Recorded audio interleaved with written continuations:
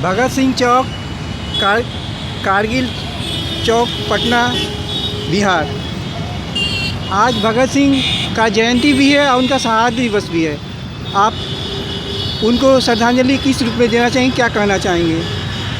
भगत सिंह त्याग और बलिदान के आज का जो युवा वर्ग है वो मोबाइल और ट्विटर पर का ज़्यादा समय दे रहा है। भगत सिंह अंतिम समय तक पढ़ने लिखने में विश्वास करते थे। अब ऐसा हमने किताबों पढ़ा है, जब उनको फांसी जब दी गई थी तो वो उसके पहले वो शायद लेनिन का किताब पढ़ रहे थे। तो आज जो पढ़ाई लिखाई के प्रति लोगों का ध्यान खत्म हो गया है और किताबों से लोग कम दोस्ती करते हैं, इसलिए शिक्षा की बदहाली हो गई है और शिक्षा की बदहाली के चलते बहुत सारी समस्या का समाधान नहीं हो पाता है। आज यूनिवर्सिटी, कॉलेज, स्कूल में शिक्षक की कमी है, विद्यार्थियों को ठीक से पढ़ाते नहीं हैं, पैसा पानी की तरह बढ़ाया जा रहा है, लेकिन सरकार उस पर कोई ध्यान नहीं दे रही है। पटना यूनिवर्सिटी जैसे यूनिवर्सिटी में आज पीएचडी की क्या स्थिति है, पीजी की क्या स्थिति है। रात दिन आज जो है यहाँ के शिक्षक लोग हैं, प्रोफेसर लोग हैं, रात दिन अपना जुगाड़ में लगे रहते हैं। मुख्यमंत्री के यहाँ, गवर्नर के यहाँ, प्रशासन को पढ़ाई लिखाई में कम समय देते हैं। यही कारण है कि आज सरकार की स्थिति खराब हो गई है और पटना यूनिवर्सिटी की बदहाली हो गई है। आज जो है युवाओं में, बच्चों में देशभक्ति की भावना कम होती जा रही है और फिल्मों में ज़्यादा रुचि है, ऐसा क्यों? इसका कारण है कि आज जो फिल्में बन रही है उसमें न गीत है, न नृत्य है, न भाव है, न संगीत है, कुछ नहीं। सुर ताल लय, केवल शोर है, भीड़ है, हंगामा है, अश्लीलता और नग्नता है। अभी के एक जमाना था, आपको भी याद होगा, पुराने गाने जुबान पर चढ़ते हैं, आज भी पुराने लोग गुनगुनाते हैं। देशभक्ति का गीत हो चाहे कोई भी गीत हो, मेरा रंग दे बसंती चोला, अभी भी लोग गुनगुनाते हैं। मदर इंडिया का दुनिया में आए तो जीना ही पड़ेगा, जिंदगी जहाँ तो पीना ही पड़ेगा। तो सवाल है कि पढ़ाई लिखाई के प्रति रुचि कम होने की वजह से सारी गड़बड़ी पैदा हुई है और गार्जियन को भी केवल पैसा कमाने से फुर्सत है, अपने बाल बच्चों को देखने की फुर्सत नहीं है। अधिकतर गार्जियन अपने बाल बच्चों को खोज खबर नहीं रखते हैं कि मेरा बाल बच्चा क्या कर रहा है, ये सब कमी है।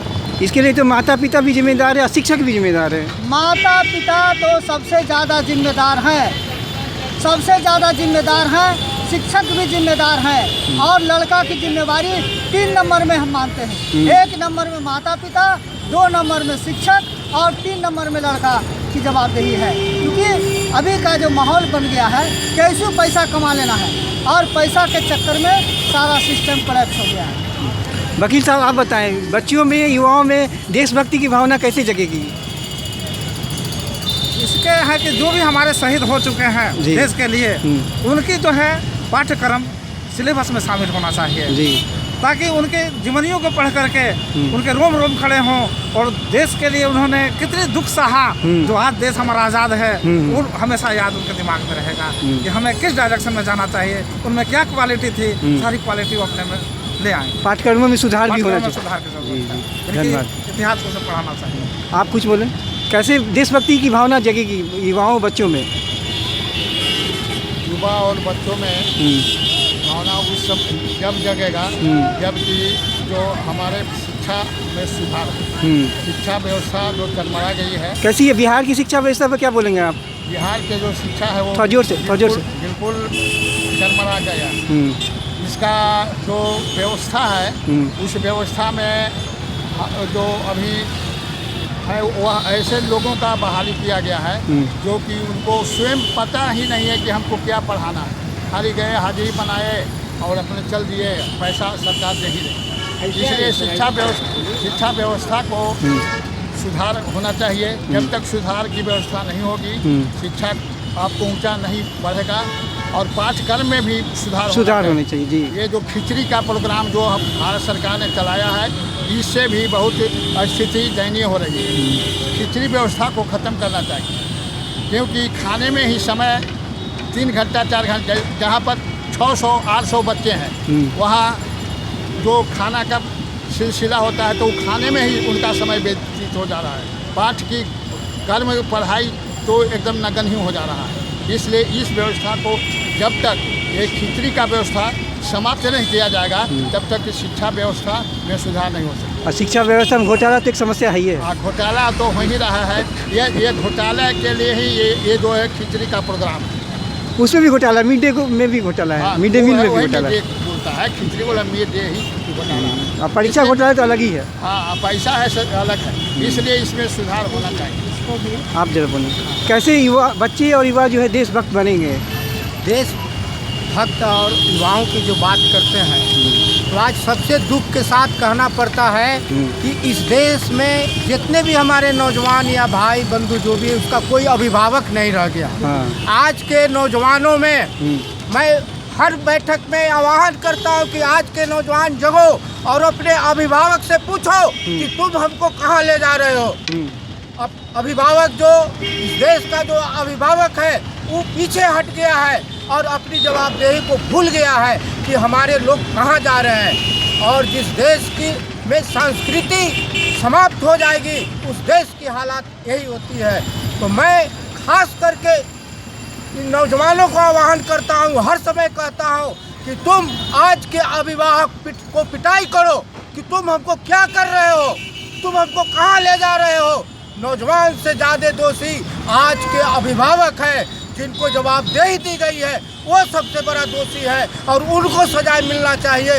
क्योंकि आज हमारा युवा वर्ग भटक गया है, उसको खुद पता नहीं कि मैं कहाँ जा रहा हूँ और हम अपने आप में मगन है। इसलिए मैं अभिभावक बंधुओं से अनुरोध करूंगा, इस देश से करता धरता से अनुरोध करूंगा, अपील करूंगा कि तुम अभी से चेतो कि हमारे बच्चे कहाँ जा रहे हैं और उनकी सही रास्ता दो। और साथ ही साथ स्कूल और कॉलेज में अपनी संस्कृति, अपनी वेद जो पुस्तक हमारे जो है उसको पढ़ाया जाए और बच्चों में संस्कार दिया जाए, तभी हम उत्थान करेंगे, आगे करेंगे और भारत विश्व गुरु बनेगा।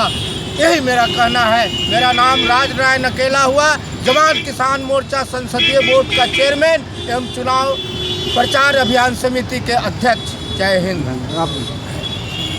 एजुकेशन का मतलब ह्यूमन वैल्यूज ओरिएंटेड हुआ करता था। अपने देश का कल्चर, देश की बुनियादी जो सुगंध थी उसको लेते हुए और हम आधुनिकता का वर्ण करते थे। सारी प्राचीन वस्तुएं त्याज्य भी नहीं होती और सारी नवीन वस्तुएं ग्राह्य भी नहीं होती। जो साधु प्रकृति के लोग होते हैं, नए और पुराने दोनों का मणिकांचन संयोग करके जो संग्रहणीय है उसे लेते हैं। तो वर्तमान संदर्भों में जो जॉब ओरिएंटेड एजुकेशन हो गया है, जहां ह्यूमन वैल्यूज खत्म हो रहा है, सा विद्या या विमुक्त या विद्या धर्मेण शोभते अमृतम तु विद्या, ये सब जो विद्या के मूलभूत लक्षण थे, जो मानवीय चरित्र और गरिमा को उदात्त बनाते थे, असतो माँ सद्गमय तमसो माँ ज्योतिर्गमय मृतोर माँ ज्योतिर्गमय, जो सरस्वती के प्रार्थना का मूल मंत्र था, हम उससे कटते जा रहे हैं और एक अपसंस्कृति हमारे सामने परोसी जा रही है। चूँकि अपसंस्कृति में सस्ती लोकप्रियता होती है, हम आसानी से उसे ग्रहण कर लेते हैं, लेकिन उसकी जड़ें प्राचीनता में नहीं होती हैं, गहरी नहीं होती हैं। तो जिस वृक्ष की जड़ गहरी नहीं होगी, अपने तनों का पोषण करने के लिए संजीवनी वो नहीं प्राप्त कर सकेगा। इसलिए हर 5 साल पर 10 साल पर शिक्षा में नए नए प्रयोग होते जा रहे हैं।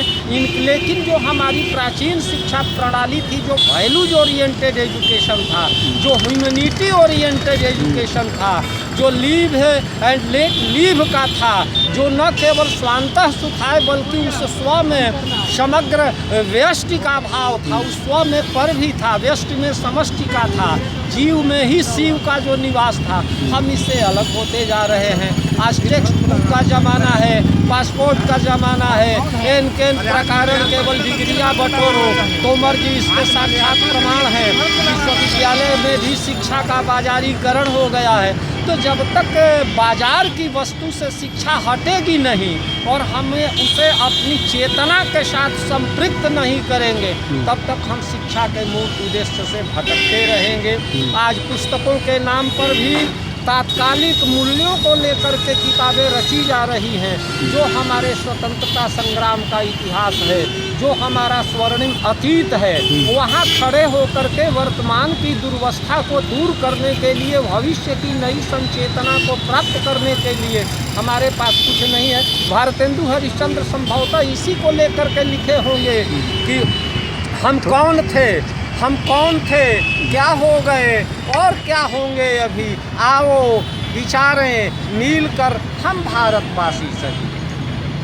धन्यवाद। 2 मिनट में भ्रष्टाचार पे बोलना चाहता हूँ। अयो अलग से कर दो।